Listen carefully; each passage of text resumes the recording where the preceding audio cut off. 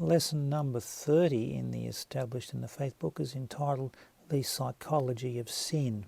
The aim is to see how harmful and contagious sin is. Our Bible reading has been Luke 17:1-19 and 2 Kings 5. Sin is defined as breaking God's laws, not loving God with all our mind, heart, soul, mind, strength, not loving others as ourself. Sin is selfishness, as described in Matthew 22:36-40. Sin causes the following adverse effects. Sin causes shame, it causes pain, loss, offence to other people, delusion, fears, broken friendships, wars, hurt children. Exodus 20 verse 5. About 13 things we notice about sin is that, number one, it is easier to see sin in other people than to see it in ourselves. Matthew 7 verse 3. Number two, sin creates bad habits. Proverbs 5:22. Number three, sin deceives us to think that it benefits ourselves and that you will not be found out. Numbers 32:23. Number four, sin prevents good things happening to you. Number five, sin causes loss of assets, loss of friends, loss of peace, and loss of trust. There is no peace, saith the Lord, to the wicked. Isaiah 48:22. Number six, sin produces problems, guilt, shame, and fear of being caught. Genesis 3:10, as seen in Adam and Eve sinning.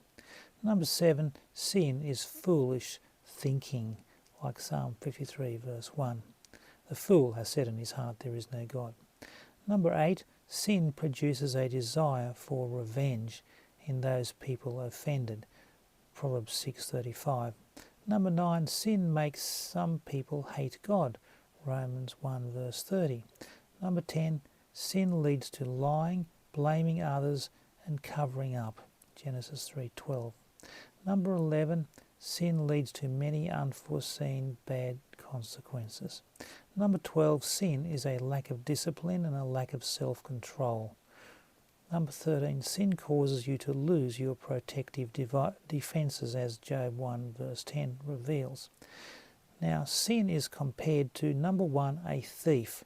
A certain man went down from Jerusalem to Jericho and fell among thieves, which stripped him of his raiment and wounded him and departed, leaving him half dead. Luke 10 verse 30.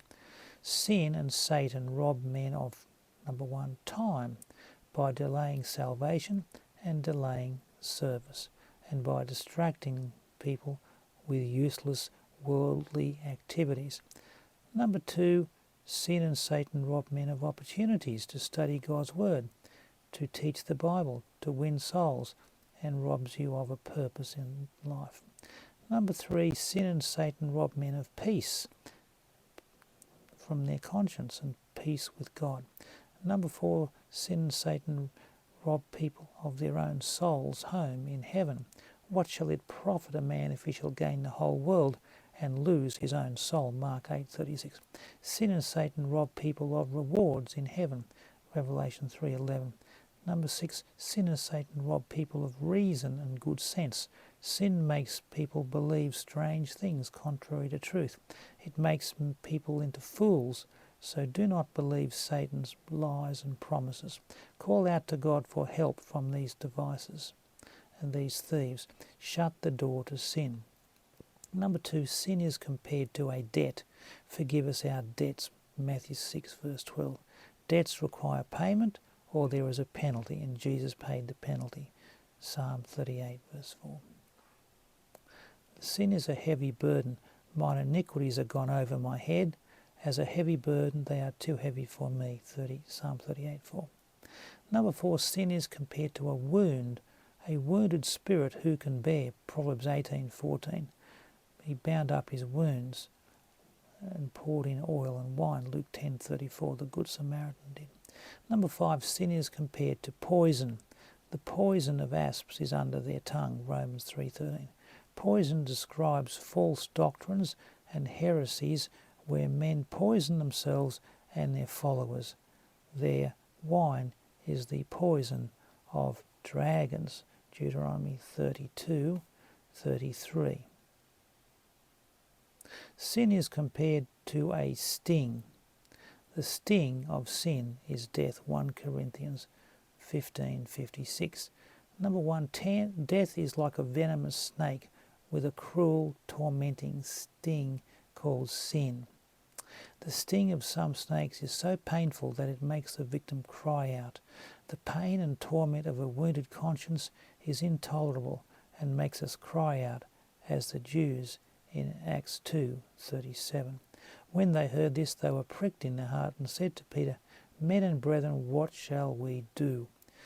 Number 2, snake venom weakens and kills the body. So some sins kill the body and the soul, the mind, emotions, will. Number 3, for a man to be cured, the snake sting must be pulled out.